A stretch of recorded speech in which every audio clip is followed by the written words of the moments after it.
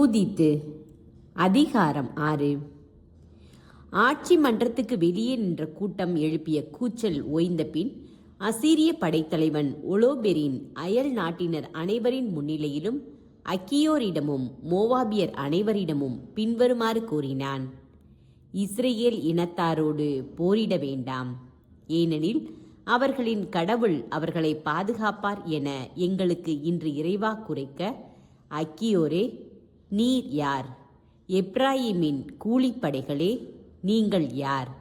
நெபுகத்நேசரை தவிர வேறு தெய்வம் உளரோ? அவர் தம் படையை அனுப்பி இஸ்ரேலரை உலகிலிருந்தே அழித்தொழிப்பார். அவர்களின் கடவுள் அவர்களை காப்பாற்ற மாட்டார்.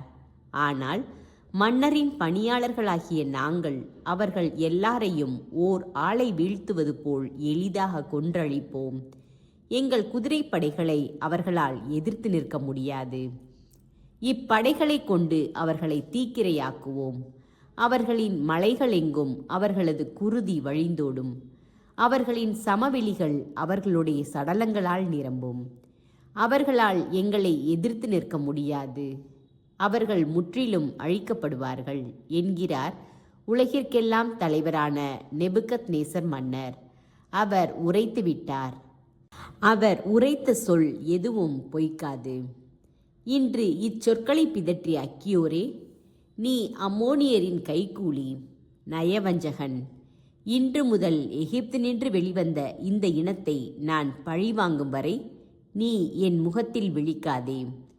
நான் திரும்பி வரும்பொழுது என் படையின் வாளும் என் பணியாளர்களின் வேலும் உன் விழாவை குத்தி ஊடுருவும். இஸ்ரேலோடு நீயும் வெட்டி வீழ்த்தப்படுவாய். இப்போது என் பணியாளர்கள் உன்னை மலை நாட்டுக்கு கொண்டு செல்வார்கள். மலை பாதை அருகே உள்ள நகர் ஒன்றில் உன்னை விட்டு விடுவார்கள். இஸ்ரேலோடு நீ அழிக்கப்படும் வரை நீ சாக மாட்டாய். அவர்கள் பிடிபட மாட்டார்கள் என நீ மனமாற நம்பினால் பிறகு ஏன் உன் முகம் வாட்டமுற வேண்டும்? நான் கூறிவிட்டேன், என் சொற்களில் எதுவும் பொய்க்காது. அக்கியோர் இஸ்ரேலரிடம் கையளிக்கப்படல். அக்கியோரை பிடித்து பெத்தூலியாவுக்கு கொண்டு போய் இஸ்ரேல் மக்களிடம் ஒப்படைக்கும்படி ஒலோபெரின் தன் கூடாரத்தில் பணியாற்றிய பணியாளர்களுக்கு கட்டளையிட்டான். எனவே பணியாளர்கள் அவனை பிடித்து பாசறைக்கு வெளியே சமவெளிக்கு கொண்டு சென்றார்கள். அங்கிருந்து மலைநாட்டுக்கு போய் பெத்தூலியாவின் அடிவாரத்தில் இருந்த நீர் ஊற்றுகளை அடைந்தார்கள். அந்நகரின் ஆண்கள் இவர்களை மலையுச்சியில் கண்டபொழுது தங்கள் படைக்கலன்களை எடுத்துக்கொண்டு நகரிலிருந்து வெளியேறி மலையுச்சிக்கு ஏறி சென்றார்கள். கவன் வீசுவோர் அனைவரும் ஒலோபெரினின் பணியாளர் மீது கற்களை எறிந்து இவர்கள் மேலே ஏறி வராதவாறு தடுத்தார்கள். எனவே இவர்கள் மலை இடுக்கில் பதுங்கிக் கொண்டு அக்கியோரை கட்டி மலையடிவாரத்தில் கிடத்திவிட்டு தங்கள் தலைவனிடம் திரும்பினார்கள். அப்பொழுது இஸ்ரேலர் தங்கள் நகரிலிருந்து கீழே இறங்கி வந்து அக்கியோரை கட்டவிழ்த்து பெத்தூலியாவுக்கு அழைத்து சென்று தங்கள் நகர பெரியோர் முன் அவரை நிறுத்தினர்.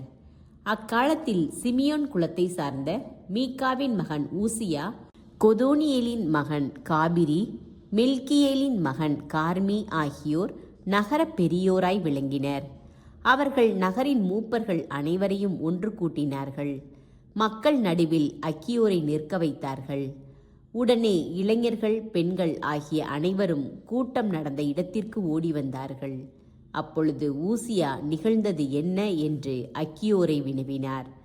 அவர் மறுமொழியாக, ஒலோபெரினின் ஆட்சி மன்றத்தில் நடந்தது, அசீரியரின் தலைவர்கள் முன்னிலையில் தான் எடுத்து சொன்னது, இஸ்ரேல் இனத்தாருக்கு எதிராக தான் செய்யவிருந்ததை ஒலோபெரின் இருமாப்புடன் உரைத்தது ஆகிய அனைத்தையும் அவர்களுக்கு தெரிவித்தார். இதனால் மக்கள் குப்புற விழுந்து கடவுளை தொழுதார்கள்.